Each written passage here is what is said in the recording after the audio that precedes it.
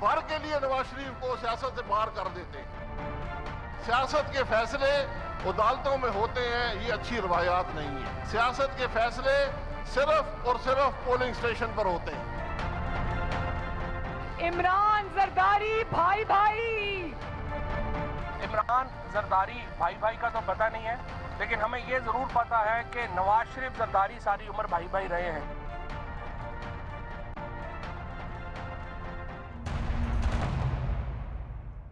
अस्सलामुअलैकुम। दूसरा रुख के साथ मैं हूं Syed summer Abbas. Article 62(1)(f) के तहत नाअहली ताहयात होने के सुप्रीम कोर्ट के फैसले को तनकीद का निशाना बनाते हुए वजीर आजम शाहिद खाकान अब्बासी ने कहा है कि सियासत के फैसले अदालतों में होना अच्छी रिवायत नहीं है।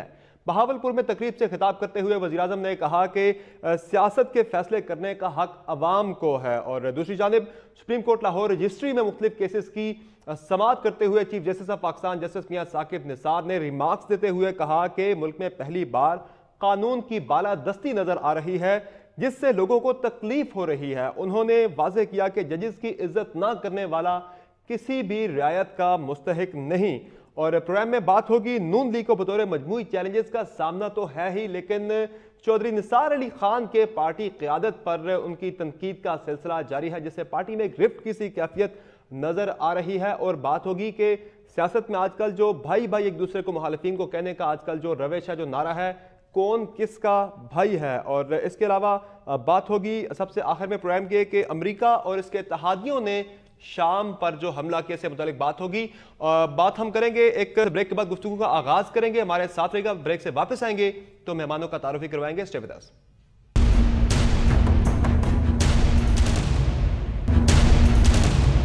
Welcome back the show. Program में हमारे साथ मौजूद हैं सैयद नवीद कमर साहब, पाकिस्तान पीपल्स पार्टी के सीनियर रहनुमा हैं। हमारे साथ मौजूद है राना अफजल साहब, वजीर मुमलिकत बराए खजाना और रहनुमा है मुस्लिम लीग नून के। और शाह महमूद कुरैशी साहब भी हमारे साथ कुछ देर में मौजूद होंगे, वाइस चेयरमैन पाकिस्तान तहरीक इंसाफ के। शुक्रिया मेहमानों का प्रोग्राम में ज्वाइन करने के लिए। नवीद कमर साहब, कल बिलावल भुट्टो जरदारी ने भी जो ट्वीट किया था सुप्रीम कोर्ट के फैसले पर 62(1)(f) के तहत नाअहली ताहयात होने पर, उन्होंने कहा था कि वो जुडिशलाइजेशन ऑफ पॉलिटिक्स के हक में नहीं है। आज वजीर आजम ने भी कह दिया है कि सियासत के फैसले अदालतों में होना अच्छी रिवायत नहीं है। बयानात की हद तक तो ये बात बड़ी अच्छी लग रही है, बड़ी खूबसूरत लग रही है, लेकिन अमलन ये मुमकिन हो पाएगा कि सियासत के फैसले पार्लियामेंट में हो या फिर अवाम इस तरह के फैसले करे? बिस्मिल्लाहिर्रहमानिर्रहीम। मेरा ख्याल है कि ये बात तो उसूलन इससे कोई भी इख्तलाफ नहीं करेगा कि सियासत के फैसले या इवन आइन के फैसले जो है वो पार्लियामेंट ने ही करने होते हैं। अवाम ने लोगों के इलेक्ट करके पार्लियामेंट भेजना होता है और उसके बाद पार्लियामेंट ने जो फैसले करने होते हैं कि क्या चीज़ होगी। कल के कॉन्टेक्स्ट ये था कि जो इनकी डिस्क्वालिफिकेशन का पीरियड है वो 5 साल होना चाहिए या हयात होना चाहिए। ये असली तौर पे तो पार्लियामेंट में ही फैसला होना चाहिए था, जो कि तमाम पूरी कॉन्स्टिट्यूशन को लिखती भी है और अमेंड भी करती है। लेकिन ये पर्टिकुलर जो शिक है 62(1)(f) या कुछ और इस किस्म के जो चीज़ें हैं, ये जनरल ज़ियाउल हक ने डाली थी 8th अमेंडमेंट के ज़रिए एक पर्टिकुलर ऑब्जेक्टिव के साथ कि सियासी लोगों को, ख़ासकर पीपल्स पार्टी को सियासत से बाहर रखने के लिए किस तरह से डिस्क्वालीफाई होना चाहिए। और ये सारी की इस किस्म की चीज़ें 18वीं अमेंडमेंट के टाइम पे हम लोगों ने कोशिश की थी कि हम आइन को इन सब चीज़ों से साफ़ कर दें। जहाँ और चीज़ें तो खैर साफ हो सकी, 58(2)B वगैरह किस्म की चीज़ें, इस पे रेजिस्टेंस आया ख़ासकर JUIF और PMLN की तरफ से कि ये वाली शिक जो है हम ना निकालें, क्योंकि वो फिर उनकी अपनी सियासत थी। यानी प्रिंसिपली आप और आपकी जमात मानती है कि ये ठीक चीज नहीं है, ये निकलनी चाहिए थी आईने से। आप जिस तरह आप कह रहे हैं कि आपने एफर्ट भी की थी 18वीं तरमीम में, जो बुरी चीज है वो अगर माजी में नहीं निकल सकी तो अब भी तो एफर्ट की जा सकती है उसको निकालने के लिए। जो बुरा है वो कल भी बुरा है, वो आज भी बुरा है। वो कल भी बुरा होगा।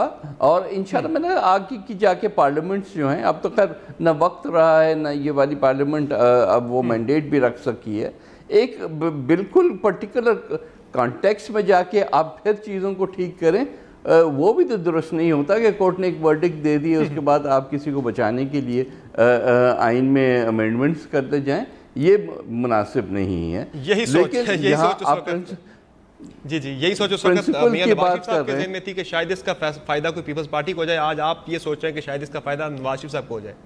मैं जरा राना अफजल साहब को इंक्लूड कर लूँ, मैं आगे फिर आपकी तरफ आता हूँ। नवीद कमर साहब माजरत खाओ में, राना साहब आज भी वज़ीर आज़म ने सियासी कायदीन के दरमियान डायलाग की ज़रूरत पर जोर दिया, लेकिन अब तो जिस तरह नवीद कमर साहब कह रहे हैं कि अब वक्त गुजर गया है, पार्लियामेंट का जो आखिरी जो है ना वो कुछ टेन्योर का टाइम चल रहा है, तो अब तो गालिबन अब ये डायलॉग नहीं हो पाएगा। अगली जो पार्लियामेंट आएगी इलेक्शन के बाद ही ऐसा कोई डायलॉग मुमकिन हो पाएगा।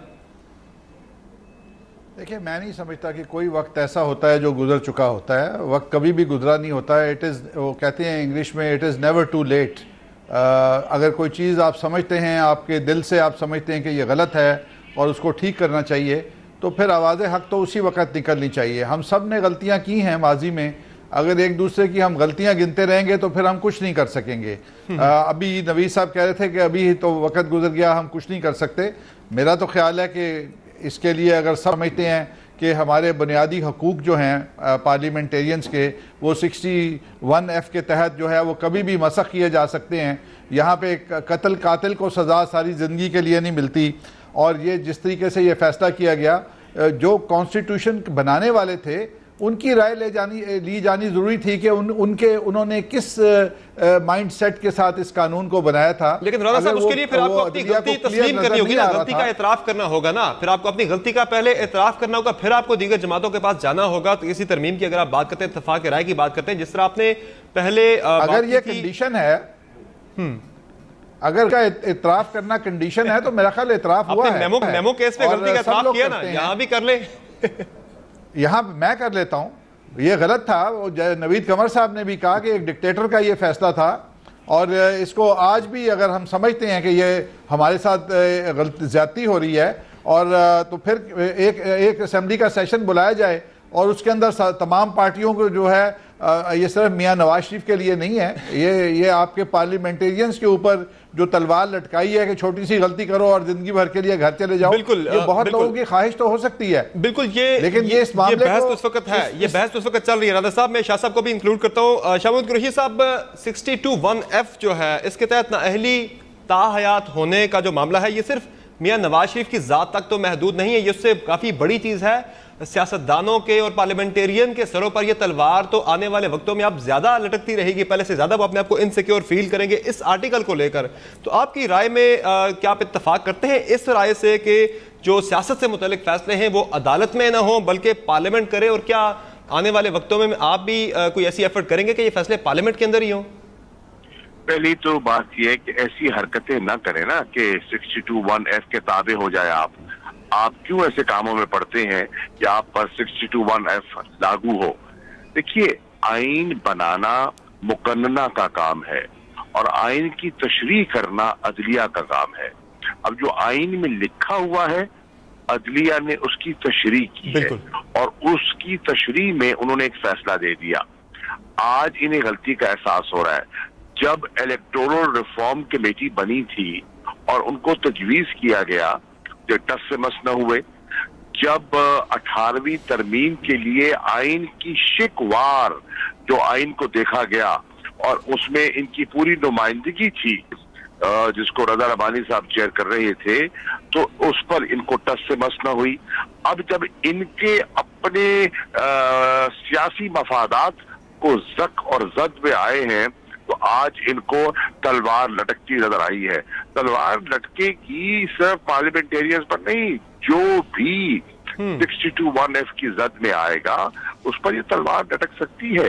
और आपने दुरुस्त बात की, आपने दुरुस्त पॉइंट आउट किया कि दो मौके मुस्लिम लीग नून को मिले थे इस चीज को हटाने के लिए 62, 63 को, लेकिन वो मौके उन्होंने ज़ाया कर दिए। जस्टिस अजमत सईद शेख ने भी अपने इजाफी नोट में मेंशन किया है इस चीज को कि जो लोग मुतासिर हुए हैं वो किसी न किसी वक्त में पार्लियामेंट के मेंबर रहे हैं, वो इस चीज पे कर सकते थे, कानून साजी को ही वो वजाहत कर सकते थे, लेकिन उन्होंने नहीं की ऐसी अपनी गलती की वजह से आज ये वक्त देखना पड़ रहा है। देखिए समर, जो जाली डिग्रियां लेकर आए और असेंबली के मेंबर बन गए, जो ड्यूल नेशनैलिटी के बावजूद जो आइन में गुंजाइश नहीं है उन्होंने उसको छुपाया, कंसील किया और मेंबर बन गए, तो उन पर अगर 62(1)(f) लागू होती है तो इसमें मुज़ाहिका क्या है? नंबर एक। नंबर दो, आप देखिए राणा साहब बहुत मोहतरम है, कह रहे थे गलती का एहसास इनको हरगिज नहीं हुआ।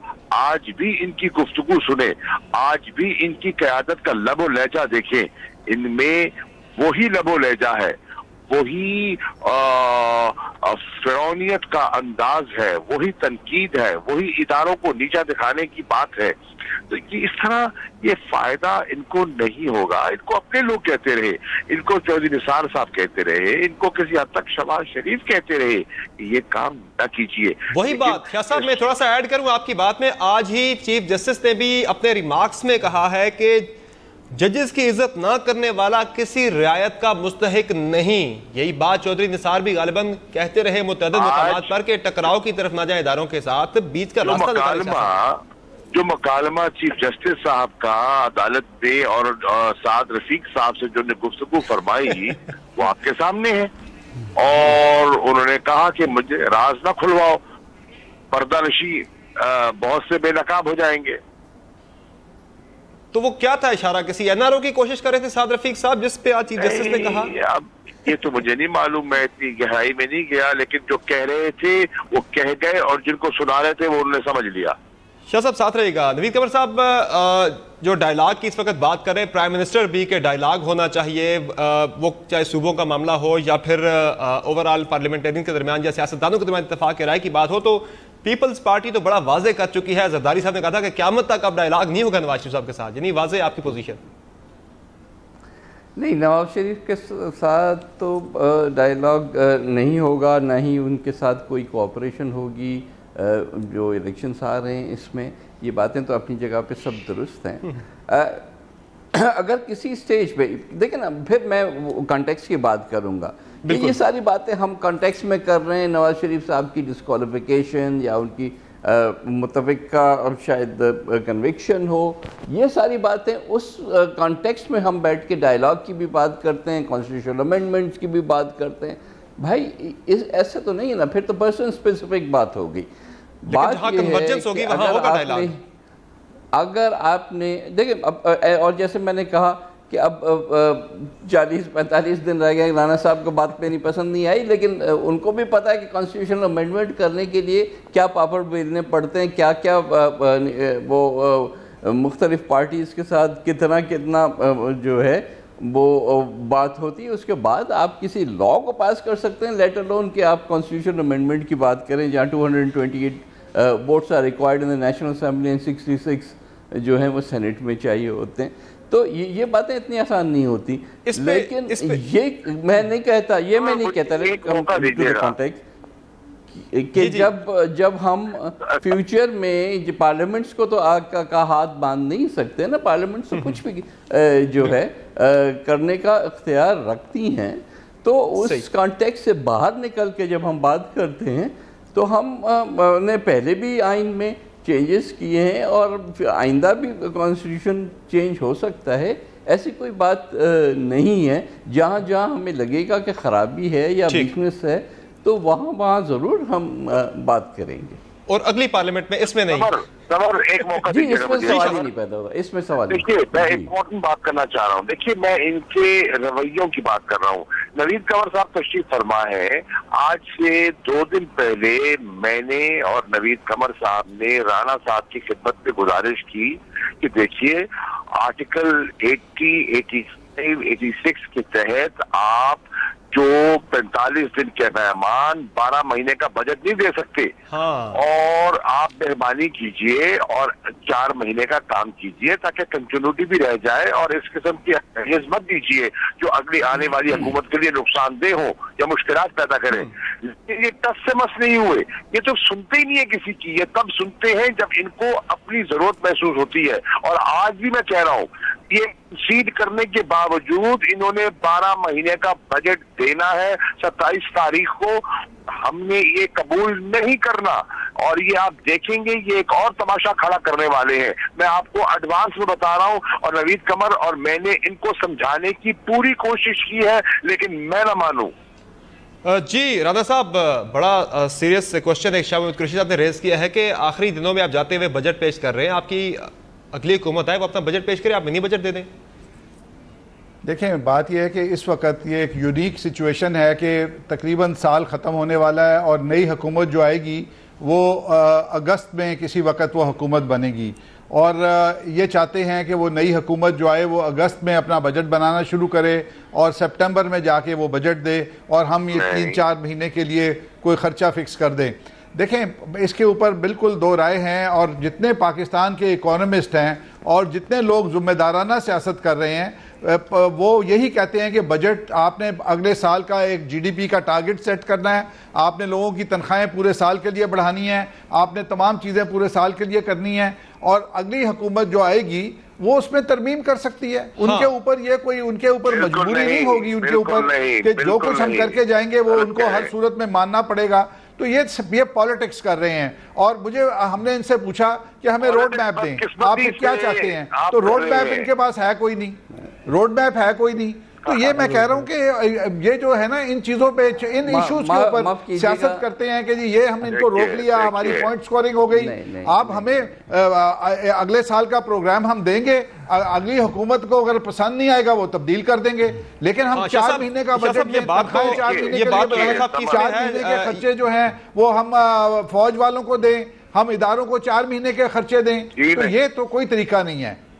जी शाह साहब, अगली हुकूमत जो है वो आके तरमीम भी तो कर सकती है, तब्दीलियां अपनी तरजीहात के मुताबिक। नहीं, देखिए बात ये है, ये अपने टारगेट सेट करना चाहते हैं, जरूर करें। सवाल ये है कि ये इन्हें कोई अख्तियार नहीं है कि 5 साल की मुंतखब हुकूमत, कोई मुमानियत भी नहीं है। अरे 5 बजट आपने पेश कर दिए, जो रोड मैप आपने दिया, रोड मैप से पाकिस्तान की मईशत का बट्टा बैठ गया है।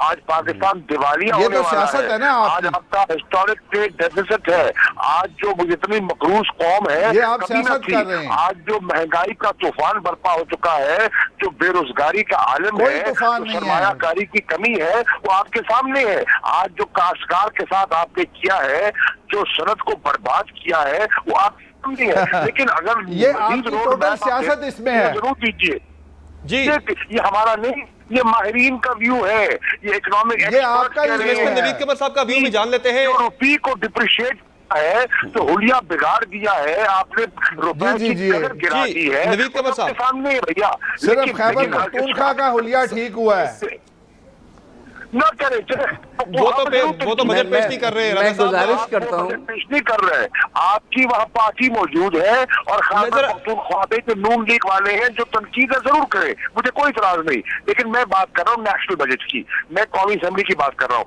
बात यह है, आप हमसे एग्री कर रहे हैं कि 45 दिन के मेहमान और 12 महीने का नुस्खा दे रहे हैं। भाई आप फैसला कर ले कि 4 महीने के हम एक्सपेंडिचर के बाद कोई आगे नहीं होगा, और उसके बाद मुझे एक मिनट बात करते, मुझे जो नई गवर्नमेंट आएगी, मुख्तसर ब्रेक लेनी है, मुझे एक मुख्तसर ब्रेक लेनी है। शाह साहब हमारे साथ रहिएगा, एक मुख्तसर ब्रेक लेनी है। नाज़रीन, ब्रेक के बाद हमारी गुफ्तगू जारी रहेगी, स्टे विद अस।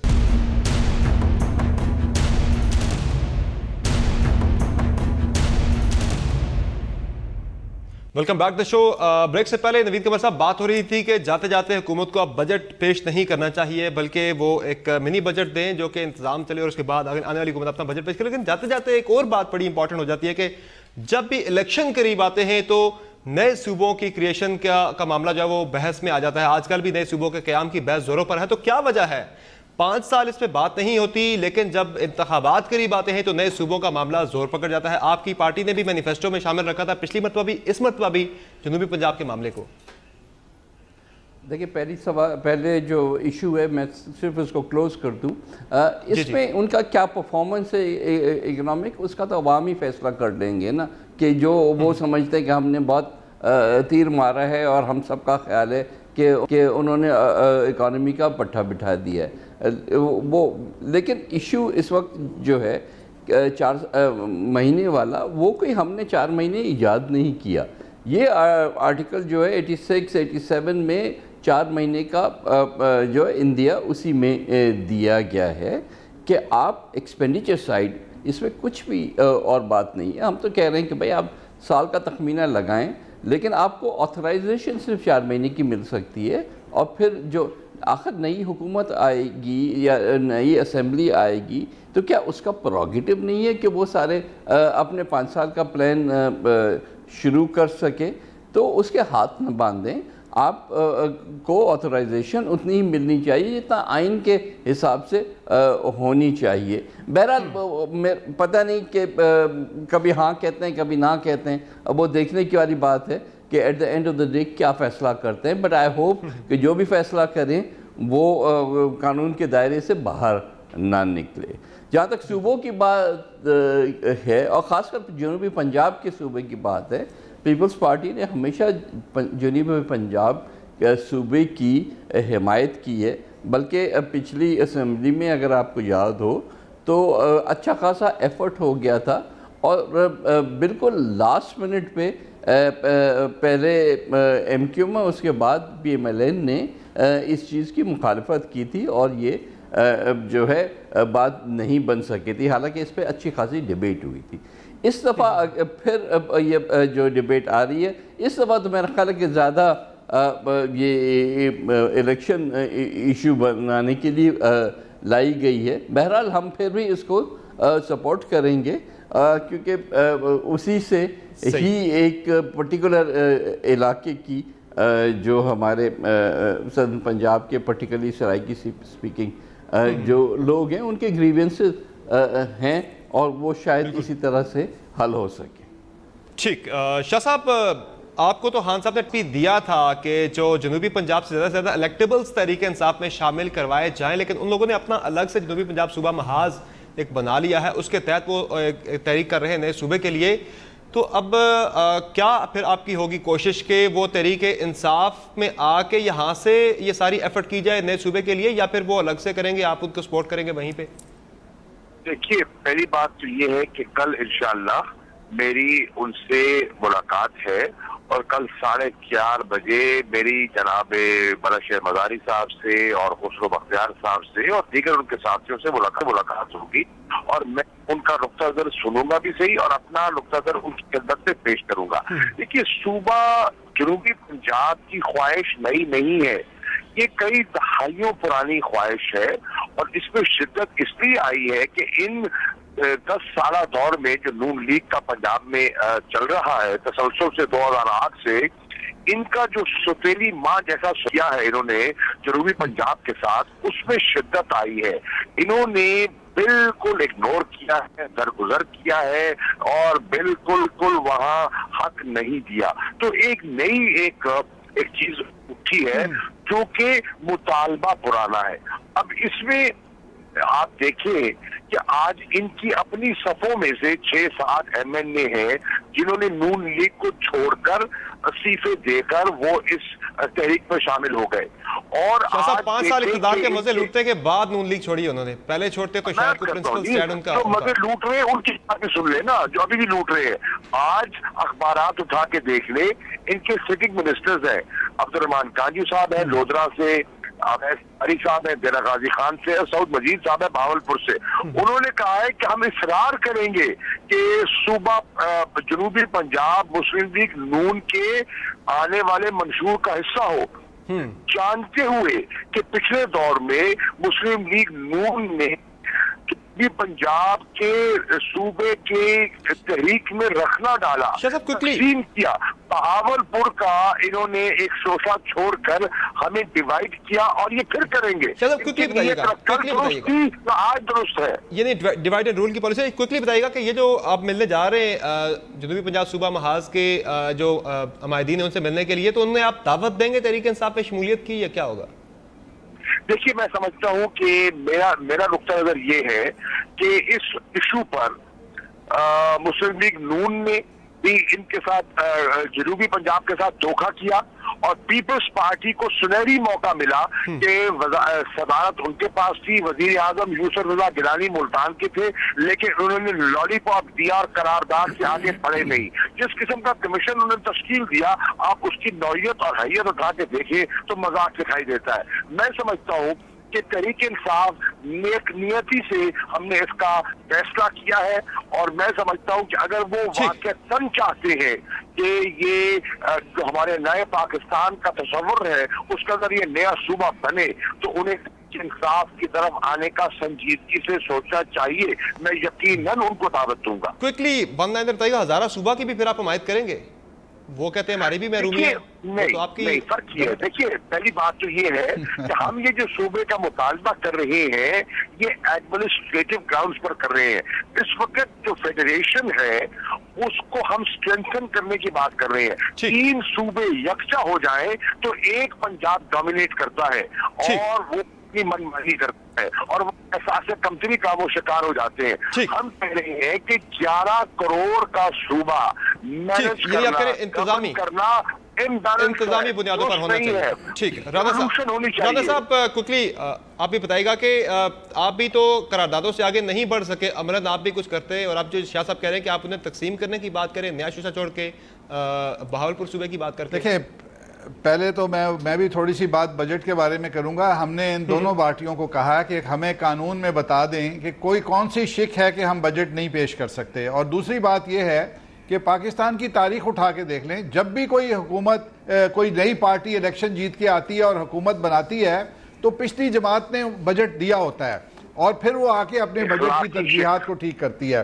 अब मैं आ जाता हूँ सूबे के ऊपर। क्या करें, जो लोग पंजाब को सिर्फ इसलिए तोड़ना चाहते हैं कि ये पंजाब मुस्लिम लीग नून का एक मजबूत किला है और वो कहते हैं कि इसको तोड़ दिया जाए, तो फिर ये मैं अगर सूबे तोड़ने हैं तो फिर सिंध के अंदर भी 2 सूबे बनेंगे, फिर केपी के अंदर भी 2 सूबे बनेंगे। तो सियासत होगी सारी, राना साहब सरासर सियासत होगी। फिर आपने कहा आपने ये कहा कि आपने 5 साल इसको क्यों नहीं उठाया।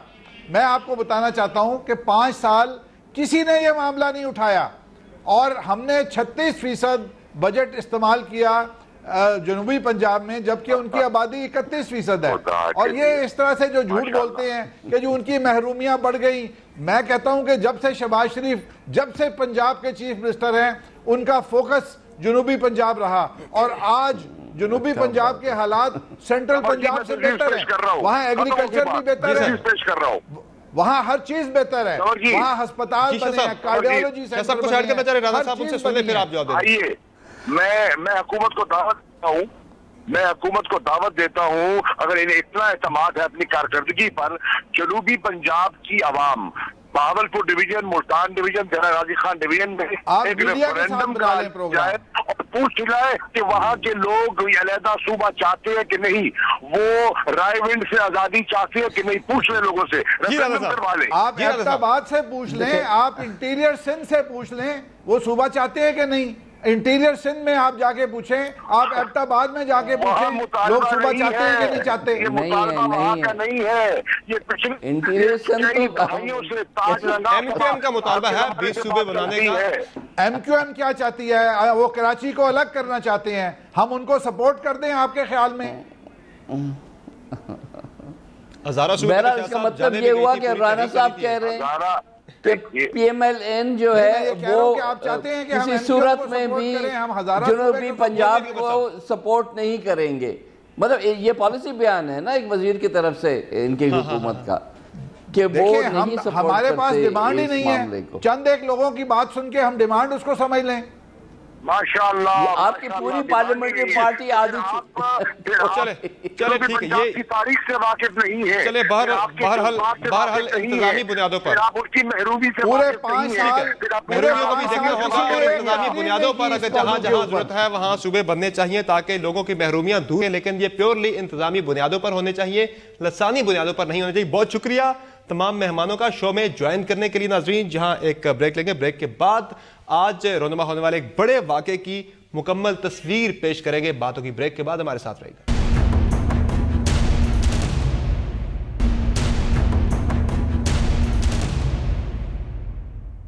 Welcome back the show. और अब बात हो जाए आज पेश आने वाले एक बड़े वाक़े की मुकम्मल तस्वीर से मुतालिक। अमेरिका और उसके इत्तेहादी ममालिक ने अक़वाम मुत्तहिदा को सलामती कौंसिल से मंजूरी के बगैर ही शाम पर फिजाई हमला कर दिया। अमेरिका ने बरतानिया और फ्रांस की फिजाई अफवाज की मदद से दमिश्क और हमस के करीब मुख्तलिफ फौजी तनसीबात पर 100 से ज़ायद मिसाइल दागे। अमेरिकी सदर डोनाल्ड ट्रंप ने रात गए अपने खिताब में शाम की खिलाफ फौजी कार्रवाई का ऐलान किया। I ordered the United States Armed Forces to launch precision strikes on targets associated with the chemical weapons capabilities of Syrian dictator Bashar al-Assad. हमले के लिए ट्रंप ने निहत्ते शहरियों पर शामी फौज की जानिब से मुबैना कीमियाई हथियारों के इस्तेमाल को जवाज बनाया। सदर ट्रंप ने आज की फौजी कार्रवाई के लिए 7 अप्रैल को शाम के शहर दोमा में होने वाले मुबैना कीमियाई हमले को जवाज के तौर पर पेश किया। अमेरिका और उसके इत्तेहादियों ने बशार अल असद को कीमियाई हमले के लिए मोरूद इल्ज़ाम ठहराया, जिसमें से CNN के मुताबिक 70 से ज़ायद अफराद हलाक हुए थे। ताहम बशार अल असद और रूस ने इन इल्ज़ामात की तरदीद की थी। बशार अल असद के इत्तेहादी मुल्क रूस और ईरान की जानिब से इस हमले की शदीद मजम्मत की गई है। ताहम 7 साल से जारी शाम जंग में अमेरिका की जानिब से बराह रास्त फौजी कार्रवाई का यह पहला मौका नहीं है।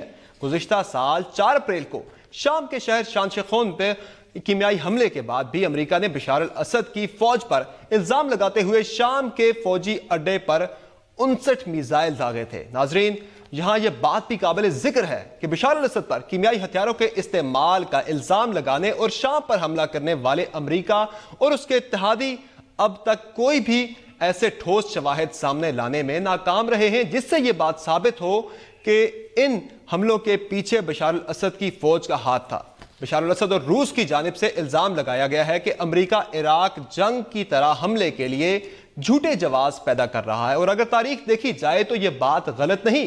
इराक जंग के लिए भी अमेरिका और उसके इत्तेहादियों ने सद्दाम हुसैन पर वेपन्स ऑफ मास डिस्ट्रक्शन यानी बड़े पैमाने पर तबाही फैलाने वाले हथियार रखने का इल्जाम लगाया था, जो बाद में झूठा साबित हुआ और एक झूठे दावे की बुनियाद पर की जाने वाली 8 साला इराक जंग में 5 लाख से जायद इंसानी जानों का ज़िया हुआ। और इसके इत्तेहादी यही एक गलती दोबारा से दोहराने जा रहे हैं और कीमियाई हथियार के इस्तेमाल की तहकीकात करने वाले इदारे OPCW की जानिब से भी अभी तक मुकम्मल तहकीकाती रिपोर्ट सामने नहीं आई और ना ही इस इदारे की जानिब से शाम जंग में मुलव्वस किसी फरीक को इन हमलों के इल्ज़ाम के लिए मुरूद इल्ज़ाम ठहराया गया है। किसी का जिम्मेदार अभी तक नहीं ठहराया जा सका, लेकिन अमेरिका ने अपने इत्तेहादियों के साथ मिलकर शाम पर यह अटैक कर दिया। नाज़रीन, आज के शो में इतना ही। फीडबैक जरूर दीजिएगा। आपसे मुलाकात होगी कल, तब तक के लिए इजाज़त दीजिए। अल्लाह हाफ़िज़।